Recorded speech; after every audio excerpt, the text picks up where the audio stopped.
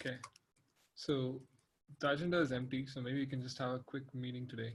I had one thing that I wanted to discuss, which is like at a high level.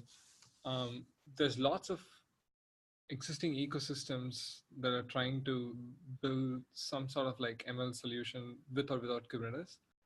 Um, I've been having this question on like how can we be effective and actually make a difference in this space. By us, I mean like the folks who are participating in this ML working group.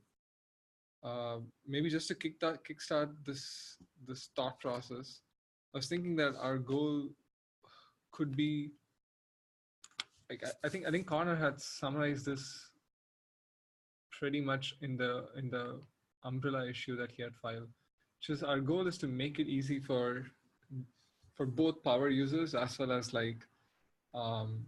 well as like SaaS like solutions, as in use cases that have some amount of scale, and in this case, like specifically around ML, to succeed with Kubernetes. Is that fair? Like, would that be the set of use cases that we would go after, or are there like other things that we should consider? So are you talking about amending the charter that we have? I mean, the charter that we have is like kind of vague in a way, in that it says that anything related to Kubernetes around ML, like we would sort of start considering it and see if we have to solve it. But that when it comes to execution, that becomes a little harder because the scope is too wide. So I'm trying to find out if as a group, if we can just pick one problem that we all think is like really, really important, and then just like make sure that works really well, and then move on to the next. Or, I mean, we could do multiple things too, but like if we can have like some concrete achievable goals, I feel like then we can structure our conversations just around that and then start forming some execution plans. So we had mentioned before that kind of support for data sets at a high level was a good confluence point for a lot of the different tooling. You know, Balaji started a small project within Kubeflow called KVC. Okay. So that's one potential area. Okay. You know, Balaji, did you want to, what's your thought on kind of like how to take that to the next step?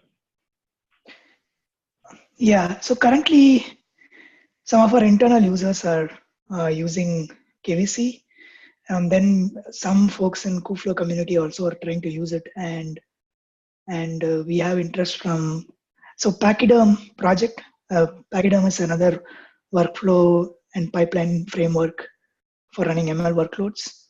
So Pachyderm is trying to integrate with Kubeflow, and they are looking at KVC as the glue for data. So that's another user story that is emerging for KVC use case, or at least the data set management. But in terms of what KVC solves, it's kind of one part of the data story. There are some use cases that it solves, or some barrier to entry issues it solves. However, there are many more problems maybe that we can address within the dataset area or dataset management area. Okay. So I guess if I were to rephrase, what I'm hearing is like we as a group here from within the Kubernetes community can improve the overall experience around consuming or is that the view? There is some background noise, but I'm just going to repeat what you said if I'm wrong, if I'm not wrong. So you said as a group we should concentrate. One of the goals we could concentrate is improving the dataset management issues or problems that are being faced by the users within the Kubernetes ecosystem. Is that correct? Yeah, I was literally like trying to restate what you and Connor said. Okay. I personally am a fan of the dataset idea, in that like consuming storage right now is a problem with Kubernetes, and it's something that ties a lot into the existing Kubernetes architecture itself. And so I don't see it as like an app that you can deploy on top of Cube because it needs some underpinnings within Cube, at least in Yeah. my imagination of how it could evolve. So that could be a conceivably that could be an area where we can invest our energy and improve overall user experience. Yeah, definitely. Yeah, we are on the same page on that. Any thoughts? Sounds good to me. Okay, so that's one. The the other some of the other areas are like I think templating is sort of an open generic thing. And it gets pretty hard if we don't know what exactly we're trying to do with that. So if we can like identify certain user journeys today where people suffer and then come up with what we could do differently there, then that would help. Um, or if there are like specific use cases that are already known, if those can be shared here, I think that will help justify or at least understand how we can make a difference in that area. Okay, by that templating, both I think both Connor and I meant about how do we get from code to container to Kubernetes. At least that's the templating idea. So it's source temp, So really. right, Okay. right. So probably we can make that clear, and that seems to be a relatively obvious problem or obvious issue with almost all data scientists and um, ML practitioners, Right. where they go ahead. Sorry. Okay. So so saying that it's the by templating what was intended to be conveyed there was source to image or like source to Yeah, source to image and then to Kubernetes. Yeah. I think there's like two related problems. So that's definitely one. And there are a lot of tools that kind of cropped up all at the same time in the last couple of months, yeah. like Scaffold and Draft and Intel just open source another one that's pretty similar called MLT. Okay. But so that one it's fairly similar to something like Draft or Scaffold. But I think the novelty in that project is that it focuses on templates specifically for machine learning frameworks. Okay. And so you can say like MLT init, and then you can say like, I want the distributed TensorFlow template. And then you get like a clean Git checkout with kind of like the scaffolding for what you need to deploy distributed TensorFlow. Okay. So it's I guess it's in some ways kind of similar to what Kubeflow is trying to do, but with the connection that it also can help you build the container. It's released kind of as an initial alpha, just in the concept of like release early and get feedback. I think as far as like how the architecture works and how the code gets deployed, the main thing that we are concerned about is just reducing that time from like, I have this idea for a project. Now I need to like copy and paste all of my coworkers' best practices for running stuff on Cube. So that's the part that we wanted to address. It makes sense in that like if we can make whatever we build generic, so it could apply for any different class of problems. In that it just becomes if you can imagine a plugin model where like TensorFlow is just a plugin, then that same construct could apply for any other source to image problem that exists in the Kubernetes space. Right. Thoughts on that? Like, do you know if anyone is already working on that yet? Not to my knowledge. Okay. Yeah, I think I can try to bring in some other Googlers who have been specializing in just like building containers and trying to get that working with Kubernetes as well. So we could like at least. So I mean, especially with the problem, there are some teams that are specialized in just on building containers, but nothing that would be in the space of containers that access hardware accelerators, which to me is somewhat special. Well, so we can bring in, so we can at least like bring them together, and that like there are some people who focus just on the user experience, which should be the developer experience in this case, and then like getting them to interact with the folks who understand the accelerators, like that. Like, as a forum, we could help with that. There's some sick apps. We're actually having a conversation with Scaffold team next Monday. That Okay. is what kind of brought that to mind. So you guys could come to SIGAPS on next Monday, April 16th, and meet the Scaffold team. They're going to demo Scaffold, and they're very interested in building containers, but I'm not entirely sure whether they're interested. Well, we're going to talk about that in general. Yeah. Kind of like what that looks like, what that looks like on cluster, what that looks like off cluster. Okay. So what date is that SIGAPS meeting, just for the notes? April 16th? I think he said 16th. Let me just check. It's next, yes, April 16th, next Monday. Yeah, I mean, maybe you could just evaluate, we could just like publish a doc that evaluates the existing solutions and sort of like just go over a user journey on like how one would do with existing tools. That by itself could be a good starting point, in that like we don't have to jump to a solution right away, but we'd at least know what is the state of the ecosystem and then identify possible next steps. There are a few solutions out there which were good. I think like Floyd, I don't know if I'm saying it right. Like Floyd Hub was one, and then RiceML also has a solution somewhat similar to this. I don't know, that could be more, but I think as a group, we should probably not be opinionated on what the experience should be, but rather just provide the primitives that people who want to build an opinionated solution can actually choose to build on top of. Yeah, that makes sense. So we also need like owners for each of these specific items. So for data set, who could be sort of the champion to keep pushing things through and making progress in that area? I can take that. Okay.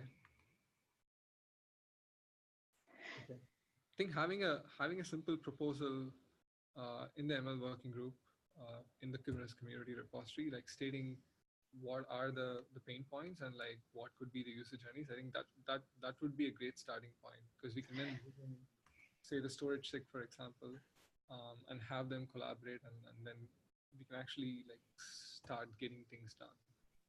Sure, makes sense. I'll also cross-reference the umbrella issue and make sure people can track all the issues from a single umbrella issue. Okay, that's awesome. And for templating, are there any volunteers to at least like take a first stab at looking at the state of the ecosystem?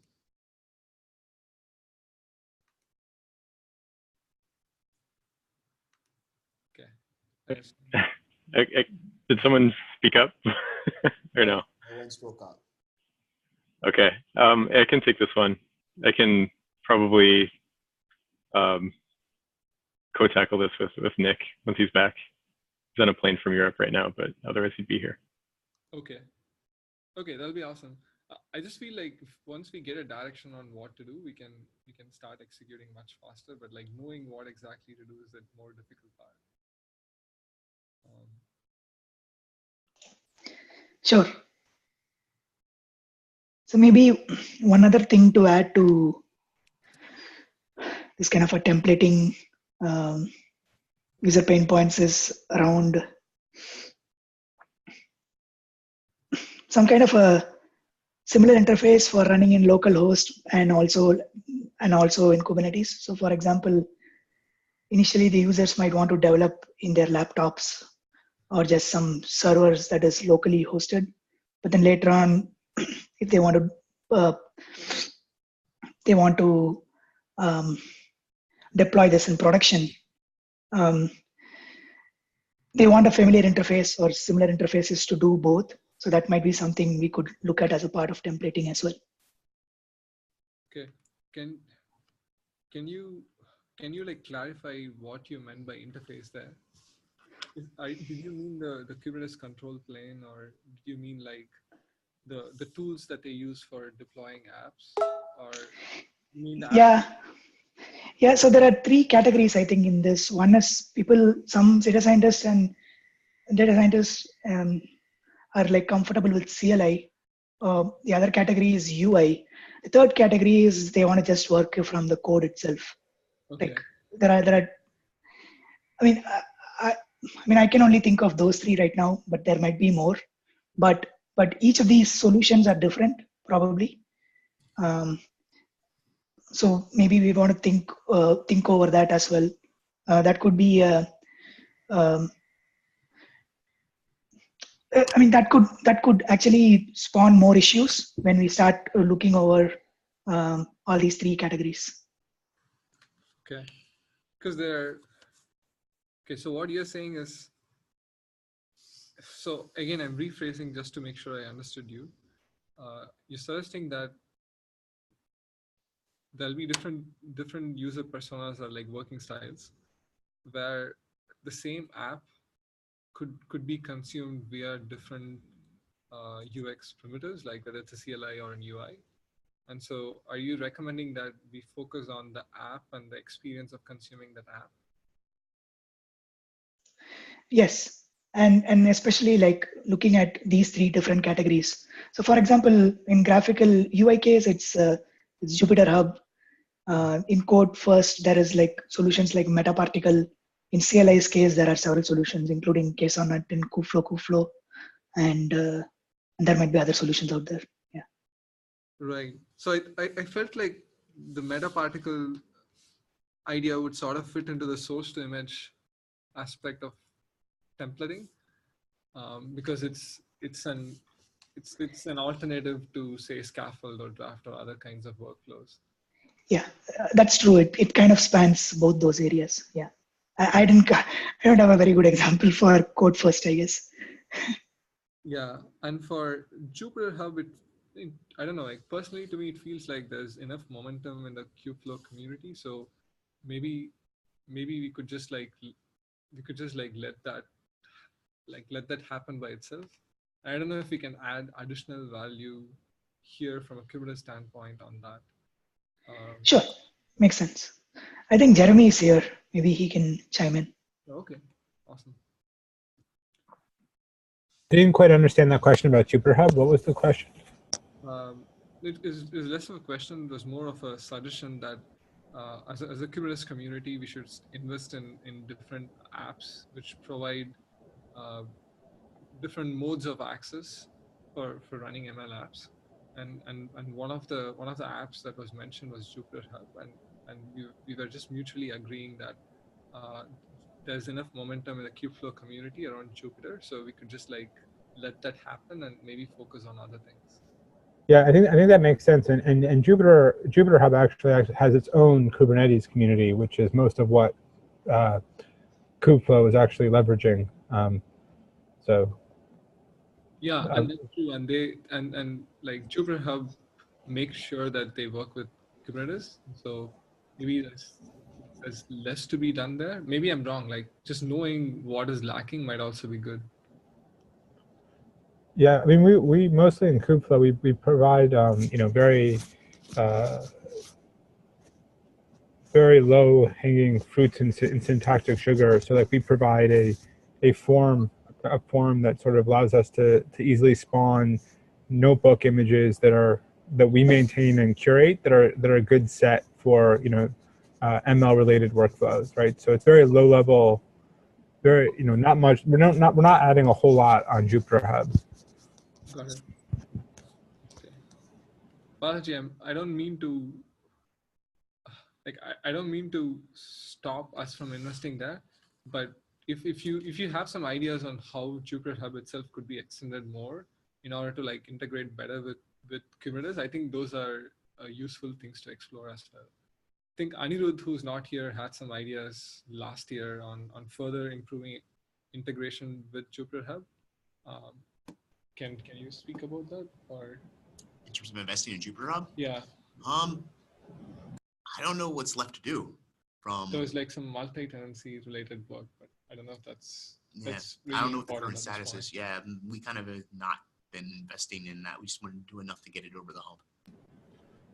Yeah, I think the biggest question that I've come up with looking at Jupyter Hub is that to some extent they're building like a platform, which for like data scientists, which kind of makes sense because they don't necessarily want to assume you're running on Kubernetes, and so some of the things that they do to support non-Kubernetes use cases leads potentially to some friction in terms of how differences in how you would sort of architect it, I think, if you were sort of making it only for Kubernetes and building it in a Kubernetes native way.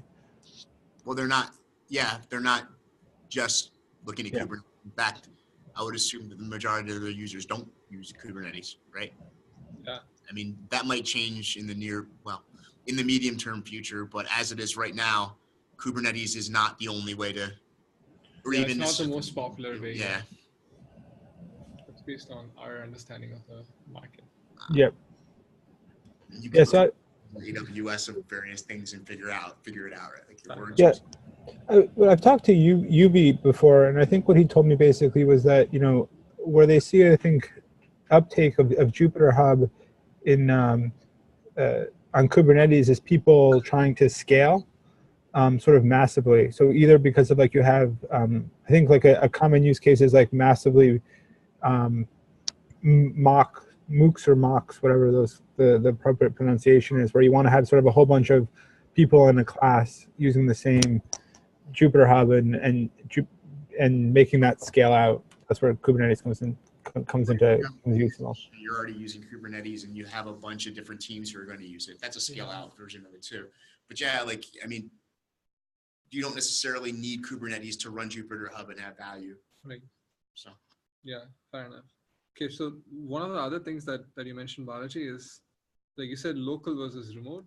There's a project that I'm planning to look at in the near future, which would be like getting Minikube to run with GPUs, not just CPUs.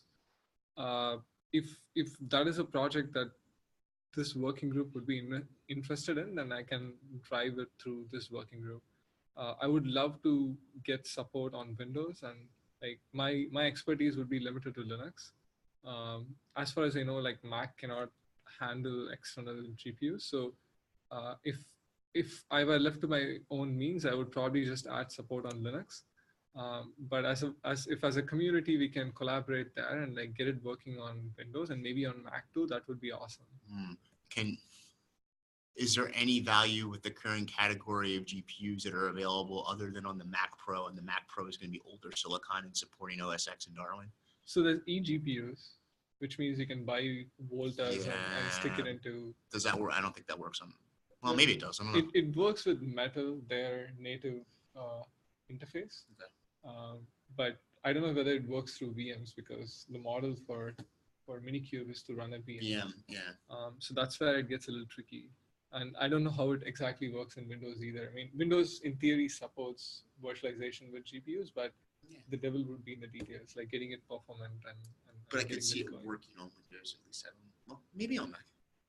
Yeah, whenever GPUs come into play, there's like lots of gotchas. That's what I've learned over. But are people doing that? Are people buying an external GPU and then hooking it into a laptop and running on top of that? And if so, for what? On the typical use case is gaming on Mac. Yeah, but would you use this to run an ML? Like, it doesn't seem like a cost-effective way to run machine learning workloads. It's less about cost-effective. It's more about more convenient. Yeah, it's just like everyone has a laptop as a developer, so it's like, okay, I just have to buy this external device. Again, I'm hypothesizing here. I don't have concrete data. We're going to invest. I don't know if that's. Yeah. To me, it's like lowest in the priority. Like what I would like to see is like Minikube working for simple use cases like a Linux laptop or like an Alienware laptop, or for sure. Like there are definitely workstations where people will be using. Yeah. Right. Or like the DGX workstations that some people buy. So, I mean, that could keep extending. That could be like more hardware in the future. And like, I think this would extend to like ASICs and FPGAs too. So if there is enough interest in that area, then that could be another project that we can drive, and I'm happy to shepherd that. Yeah, I think that's really interesting.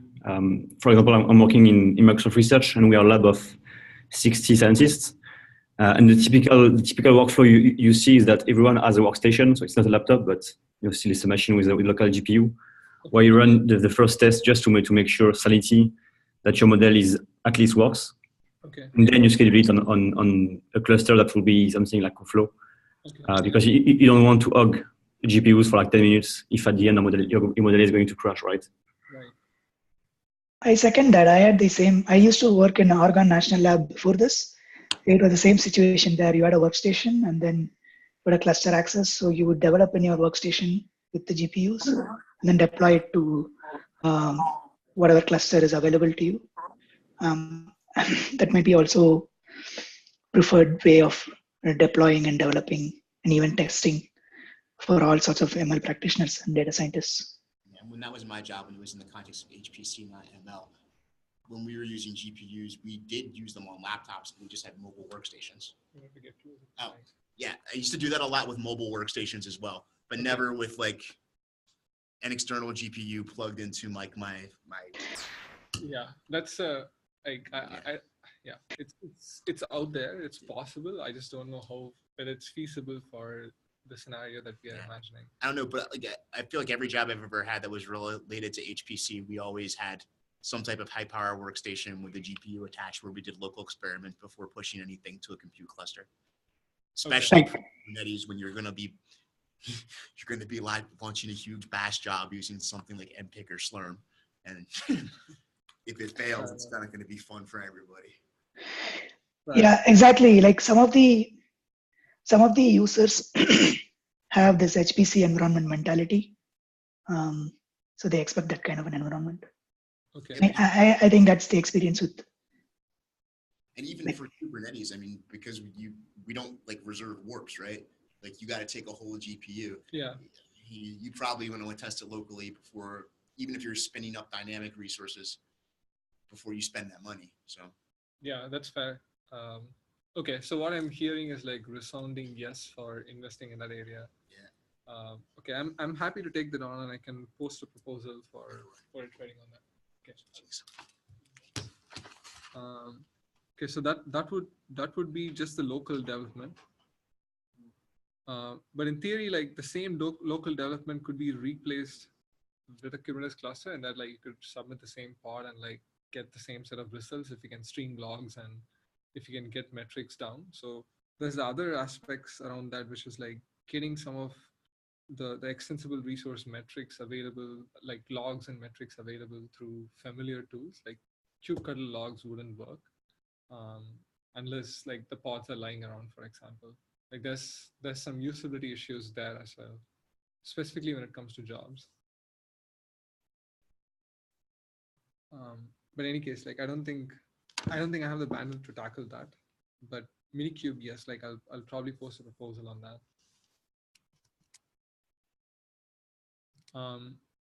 Connor, like going over your umbrella issue, the other one that you mentioned is like providing an API for tracking experiments and metadata. Can you like give some more idea on what that is? Sure. I guess it's related to a proof of concept we have going internally. And maybe it doesn't make sense for it to cross into this work group. But basically it's a way to just put a little bit more structure around the concept of an experiment for a data scientist. And so they can have like some result metadata, maybe pointers to their output directory for each job run on shared storage or blob storage. Maybe one or two high-level metrics for each epoch for each job run, and then just the ability to kind of manage those as easily as they can manipulate regular Kubernetes objects. Because otherwise their alternative is to kind of, for each time they do some distributed hyperparameter optimization, they need to kind of redesign this taxonomy of labels that they use to kind of like stitch things back together. And if there's no consistency around that, then it's hard to write tooling for those users. And it's also difficult for them to kind of, collaborate from project to project if they're rewriting some of the base mechanics every time. Got it. Yeah, it makes sense. And I'm trying to like translate that to what we can actually do. The storage one the idea around like storage makes sense, and that like the jobs API that we have now is stateless, and that's kind of sucks for this use case because we literally need stateful jobs. And Ken, who's not here anymore, he said that he was thinking about it, and he also said that implementing it as a CRD would be done much faster. So like that might be one area to. So I think there's a lot of activity around this already, sort of in the community, right? So like there's Cartib, or is it Catib, which is basically a Vizier clone that somebody basically just introduced into Kubeflow and is hosting it under Kubeflow. And it's built on ModelDB to provide both sort of hyperparameter tuning, and then using ModelDB for providing model browsing and experimentation. And then TensorBoard as well is also sort of looking at this problem of trying to surface people's data and make it easier to surface. You also have other projects like Studio ML that are working in this space. So I think my view is that some of these projects might benefit from using CRDs under the hood, but to me they sort of seem like apps in and of themselves that we would run on Kubernetes to provide this functionality. Okay. So I want to mention here that, I mean, when things work, it's all fine, as in like when then things work as they are expected to work, it's all fine. But the problem comes when we want to, when you're doing some hyperparameter optimization and something goes wrong, or when you're trying to do some iterative training, something goes wrong related to the jobs and the logs of the jobs. So maybe there are frameworks, but we need to like concentrate on debuggability in terms of like what went wrong if something goes wrong. That's fair. Actually, I want to go back a little bit to what Connor said. I think you mentioned two things, Connor. One is like storage management. The other one is like own metrics. Like I want to go over storage a bit. So it does make sense to like, I mean, if we don't look at the storage, don't look at the jobs API and look at the stateful sets API, it is possible to have like dynamically provisioned storage, and the default model is one where like storage is not even reclaimed. So in theory, if we have a construct like stateful jobs, we could have the same workflow where like a storage object is created for you dynamically on whatever storage that has been configured. And then you can, like, as long as the objects are available on the API server or on like some other extended system, then you can deterministically figure out where you can find the data, including your checkpoints for each and every run. So that's why I kept going back to stateful jobs, because even whether we do it as a CRD or like a built-in controller, I think we can add value there for any sort of framework or any sort of app. I guess, so if I understand, like the use case here, and this keeps coming up in a lot of use cases in Kubeflow, is basically you want sort of a permanent archive of like the jobs and models that you train that persists after the job or is finished or after the model was deployed, right? And so yes, you could sort of route the you could sort of insert the API server in front of that storage layer, but it's not clear to me why you would do that, as opposed to just having directly talking to an appropriate storage or database backend, possibly with a web app or API server in front of that. Well, there are a couple of, I mean, yeah, definitely, like for the volume that results could generate, you want like a more scalable data store. But in general, like, for experiments, if you were to keep track of that as a CRD, for example, there's usually like at least one order of magnitude less experiments than jobs. And so the scalability of that doesn't seem to be a concern. Yeah. But to me, the advantage of the controller pattern is that you're sort of managing some set of infrastructure. You have multiple resources that go through some states, and you have to manage those resources throughout their lifetime, keep them up, keep them healthy, right? And so once you get past to your job is finished, and your experiment is done, and you just have some record of that experiment that you want to persist, and it's immutable, then it's not clear to me why you really need a controller at that point anymore. Oh, well, at least internally, we're not even using controllers. We're just using the resource types. So we're using the object graph that is afforded to us by owner references, just to make it easier to keep track of how jobs are related to experiments, for example. Yeah. Okay. But yeah. I just want to make sure you're not confusing two issues. One is like just handling storage, in that every time you launch a new job or new experiment, you need to like provision storage, and that could be just like scratch space that needs to be persistent, or it could be like the actual model data that you're publishing.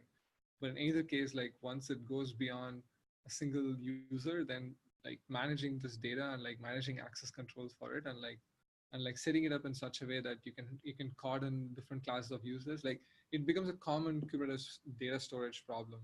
And that's why I was saying stateful jobs, because you get the rest of the familiar storage pipeline available for ML workloads too. I don't deny that you could, in theory, like have your own connectors and like have databases and stuff like POSIX file systems or object stores. Like, I mean, object stores aren't even represented by storage APIs yet, which is a separate problem. But you could go down the route of using databases, but you'll sort of be on your own at that point. I mean, Kubernetes by itself is not going to help you. It's not going to improve your life anyway there. So that was one on storage. The second one is archival. And I think Jeremy brought up good points, which is there's a scalability limit, sort of implicitly in that, like there's a scalability limits on how much CRDs we can have. So we have to like limit how many actual objects we can throw against the API server. As far as I can tell, there is no archival solution available for Kubernetes as of now. That is like not even a single database that you can that has been like designed yet. That's open source and available for people, where it just archives all the objects. I completely agree with Connor that there's already enough primitives in the API to form a graph on how these objects relate to each other, as long as those API feeds are set appropriately. So, but on the other hand, like, as a working group, should we invest in archival? That feels like a generic Kubernetes problem. So I agree with you. It's a generic problem, and we would like to see it solved as a generic problem. But we have a proposal floating around in Kubeflow to solve this, and basically it follows the same sort of pattern as cluster level logging, where you basically just have a daemon in your cluster that monitors the API server, and then emits the objects to some backend that it's configured to talk to, right? So it's very pluggable, very customizable. And I think one of the questions that's kind of floating around is whether we should just emit the things as text and sort of assume that you can use whatever logging backend that you're currently using, or whether a columnar data store would be more appropriate for some of the data provenance and ETL sorts of analyses that we think we'd want to run to support the things that we want. So like the data provenance question, like, if you want to extract the graph structure to see data provenance, like what's the best data structure or data to support that? Okay, thanks for that update, Jeremy. I still feel like the problem of archival is like a generic Kubernetes problem, and if it is solved as like a generic one, then it's probably much easier to tackle with, rather than like trying to do it specifically for certain classes of apps within Kubernetes.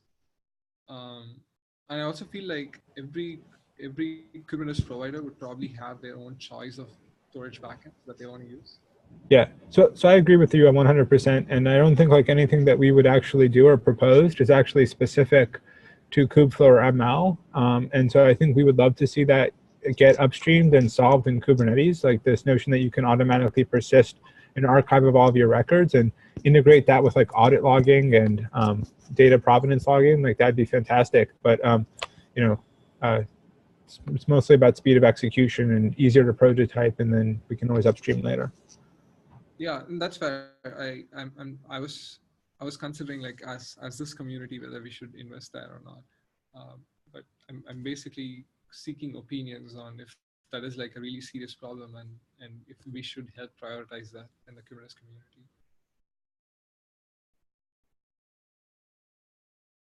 Okay. I think it is a serious problem. Like if you look at a lot of different applications like Spark or Argo, any place where you run batch jobs, a lot of the traditional systems have these sort of historical records of all of your jobs, like Apache, Airflow, I mean, or and so if you're forced to sort of delete these resources from the API server because it's sort of overloading the API server if you're spawning lots of jobs, then that becomes sort of a limitation compared to these other sort of non-K8s native solutions. So in that sense, I see it as a problem. And so as one concrete example with Argo, we use Argo for CI/CD and Kubeflow, and we're finding that we submit so many jobs that eventually slows down things like well, in this case, it's the UI. It's not the which I think is related to the API server performance. But we end up having to delete these things, so it is an issue. Okay, so at minimum, I think we should probably file an issue against Kubernetes on this. At least like try to get more opinions and data on this issue, and yeah, I can try to find out if any folks at Google are actually thinking about this problem, and like have them participate in the open source issue. Jeremy, do you want to file that issue, given that you seem to have most context on that? Yeah. Do you have any sense of what repo or where that should be filed? I would file it against Kubernetes. Okay. Your repository.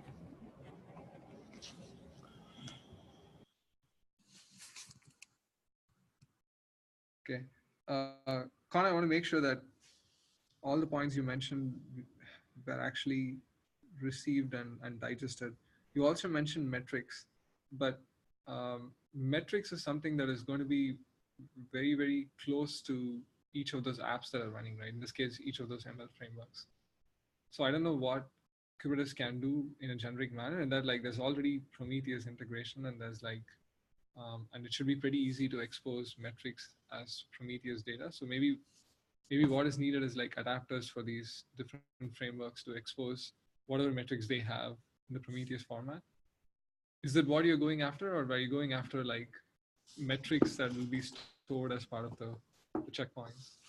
These are actually, kind of like progressive values that let the data scientists know how training is progressing.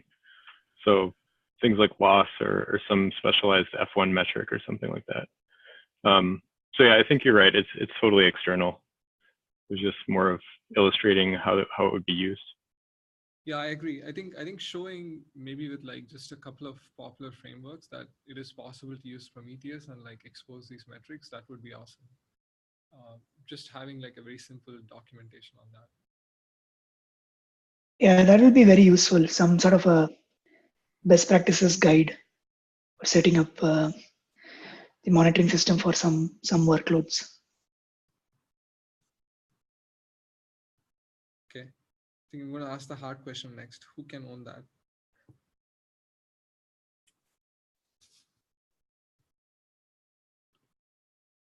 Okay, all I hear is silence. So maybe we can just file an issue for now, or like maybe document this need in the community repository,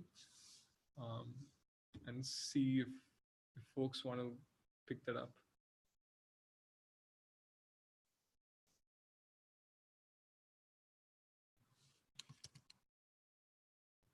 Okay. What is that? I'm note taking. I can file the issue at least. Okay. Yeah, I think part of the problem is that it whoever authors such a guide has to have some good understanding of the frameworks themselves. And finding those people in the Kubernetes community is sort of hard because they're mostly dealing uh, with like generic Kubernetes concepts. Um, and so I don't know if I'll be successful in finding a person to pick that up.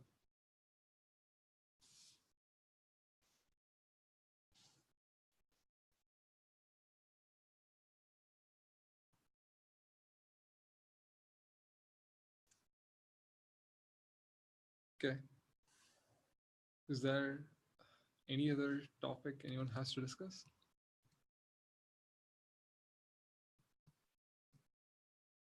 Okay.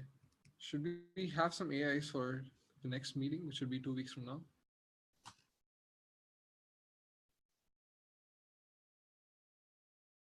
I think if we can, so we identified a bunch of things today: source to image, data sets, Minikube, and there was also like, no, actually there's Minikube, and then there's stateful jobs and storage management for each and every job run. And then there was archival monitoring. I think if we can at least start getting deeper on any one of these topics, that would be awesome.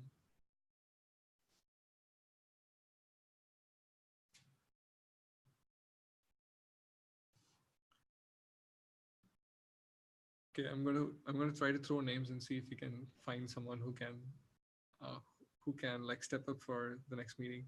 Balaji, do you think you have enough data to start having a discussion on data sets? Sure, I can at least start an issue and discuss why we created the KVC project. Maybe that will be a good starting point, and we can add more details to that later on. I mean, but I think some of it was already presented, but we can go into more details of each of those points. Okay, I'll make sure some of the storage folks show up to our next meeting. Sure.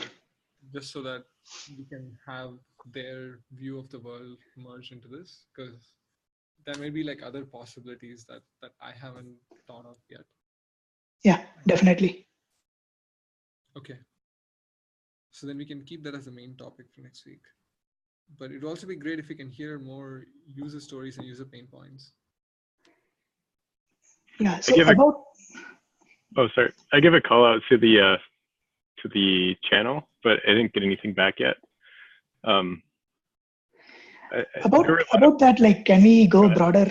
Maybe, like, I mean, send this request for user pain list to SIGApps and SIGNode. See if there are any users. You can even go to like Kubernetes announce and say, yeah, trying to do this. If you care about it, you can. Like that would be the widest net I think I can think of. That might reach a lot more people who aren't really developers or participating in the community, but like they might be interested in showing up and then just sharing their pain points at least. That's a great idea, by the way. Sorry, I didn't mention that. At least, like, looking at the attendance of the first meeting, there were a lot of people there. Like, I think we had eight or nine companies. So there should be plenty of people that have content.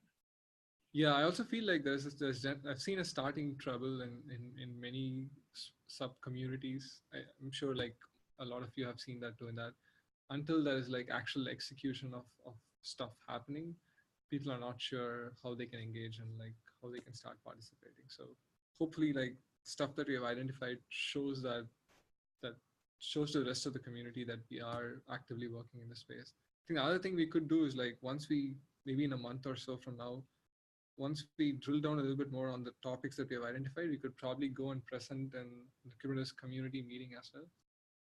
The main Kubernetes community meeting, and sort of give everyone a heads up that, hey, we are organizing ourselves through this forum and trying to solve problems. So that might help with visibility too. Yeah, that's a great idea. Okay, so is anyone going to send out a Kubernetes announce email? I'm happy to do it. but if anyone else wants to do it, I'm okay with that too. Okay, I see the silence. Go ahead and do it, guys. Okay. Anything else? Just an idea like that. To find some pain points, maybe it's worth looking at the paper that Google released for Google Vizier, and specifically they talk a lot about what's the scale they're trying to reach with this project, and see whether we think this could run on Kubernetes, right? What would be missing to run something like that on Kubernetes? The paper is pretty thorough, so let me give you the link if you didn't see it. It might be worth looking into that and finding where it will break. Okay. I mean, that's a great idea. Do you have some bandwidth to come up with an initial proposal? Yeah, sure. I can take a look and try to list where I think will be the main issues. I can start with that. Yeah. That'll be awesome. I mean, most I of just put the link in the chat if you want to see. Awesome. Yeah, I see it. Thanks for sharing. Yeah, that sounds good. And also, as Jeremy mentioned, we have a few people, I think 3 in Kubeflow, who are developing kind of a clone of Vizier. So I'll try to talk to them and see what they think about that and where do they see pain points. And yeah, I think if you can represent them or have ask them, them to join. that would be great. I think we just need to like get more inputs at this stage so we know where we have to focus our energy. Sure. Thanks a lot for bringing that up. Okay. We only got 2 more minutes, so maybe we should just end now. Thanks, everyone. And we'll meet in 2 weeks from now. Thank you.